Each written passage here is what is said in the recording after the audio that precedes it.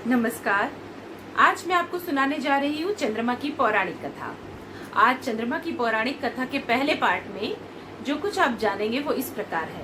एक तो आप जानेंगे चंद्रमा के माता पिता का नाम क्या है, चंद्रमा की कितनी पत्नियां हैं, चंद्रमा लगातार घटते और बढ़ते क्यों रहते हैं, अर्थात 15 दिन चंद्रमा घटते हैं और फिर 15 दिन बढ़ते हैं। दूसरी एक बात, भगवान शंकर के 12 ज्योतिर्लिंग हैं, जिनमें से एक है गुजरात में सोमनाथ। सोम का मतलब है चंद्रमा और नाथ का अर्थ है स्वामी। सोमनाथ और चंद्रमा के परस्पर संबंध, उनके रिलेशन को आप इस वीडियो द्वारा समझ पाएंगे। इसके अतिरिक्त चंद्रमा से हम ज्योतिष में और क्या कुछ देखते हैं, चंद्रमा किन वस्तुओं का कारक है, ज्योतिष में चंद्रमा से हम क्या समझ पाते हैं, वो हमें क्या इंडिकेट करता है, चंद्रमा के गुण क्या है, चंद्रमा के विषय में आपको ऐसी बहुत सी जानकारी इन वीडियोस में मिलने वाली है। इसलिए वीडियो अंत तक अवश्य देखें।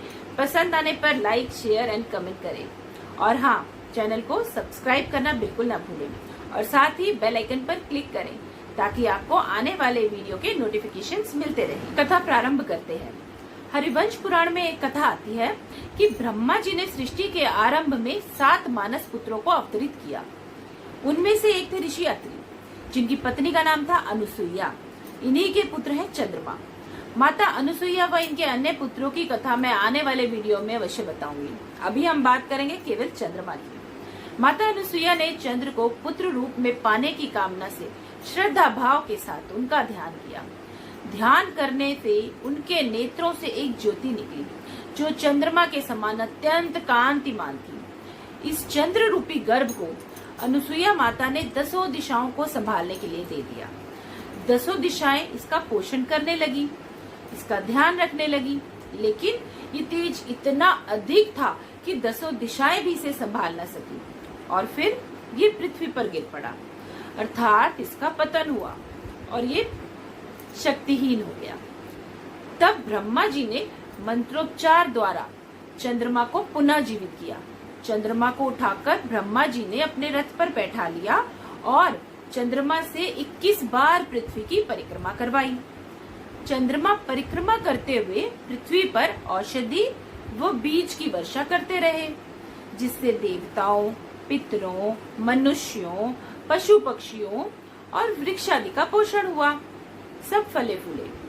तब ब्रह्मा जी ने चंद्रमा को बीज, औषधि, जल और ब्राह्मणों का स्वामी बना दिया। ज्योतिष में हम देखते हैं कि चंद्रमा मन का कारक है। यदि मन भटकता है तो उचित मंत्रोच्चार, प्रार्थना ही उपाय है। चंद्रमा कमजोर हो तो मंत्रोच्चारण से ही उसे शक्तिशाली बनाया जा सकता है। चंद्रमा मन है। जैसे सूर्य आत्मा का कारक है, वैसे ही चंद्रमा मन का कारक है।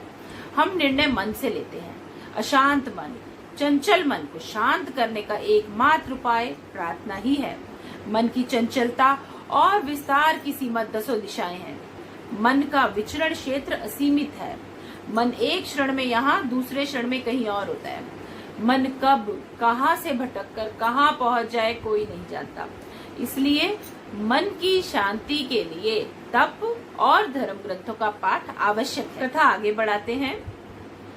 चंद्रमा का विवाह दक्ष प्रजापति की 27 कन्याओं से हुआ, अर्थात 27 नक्षत्र, जिनके नाम हैं अश्विनी, भरणी, कृतिका, रोहिणी आदि।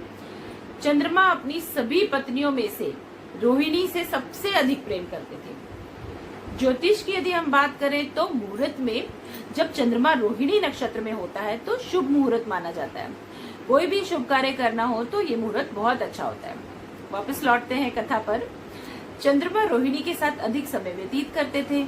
इस कारण चंद्रमा की अन्य पत्नियों ने अपने पिता दक्ष से चंद्रमा की शिकायत कर दी। अब ये बात सुनकर दक्ष जो है वो बहुत ज्यादा क्रोधित हुए और उन्होंने चंद्रमा को क्षय रोग होने का श्राप दे दिया। अब चंद्रमा बहुत अधिक डर गए। तब उन्होंने सोमनाथ मंदिर बनाया और वहाँ भगवान शंकर की पूजा अर्चना की। भगवान भोलेनाथ उनकी पूजा से प्रसन्न हुए और उन्होंने कहा कि दक्ष के श्राप से तुम्हें मुक्ति तो नहीं मिल सकती, लेकिन फिर भी तुम्हारा क्षय होने के बाद तुम अपना पूर्ण शरीर पुनः प्राप्त करोगे।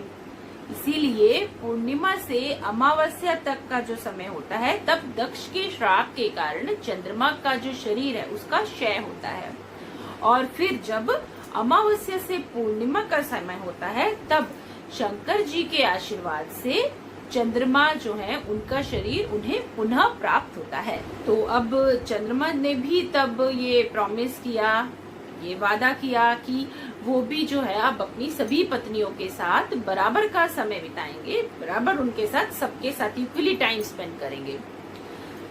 तो मतलब कि एक दिन हर एक के पास वो रहा करेंगे।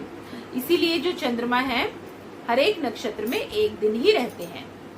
अच्छा, अगर हम क्षय की बात करें तो इसे टीबी भी कहते हैं।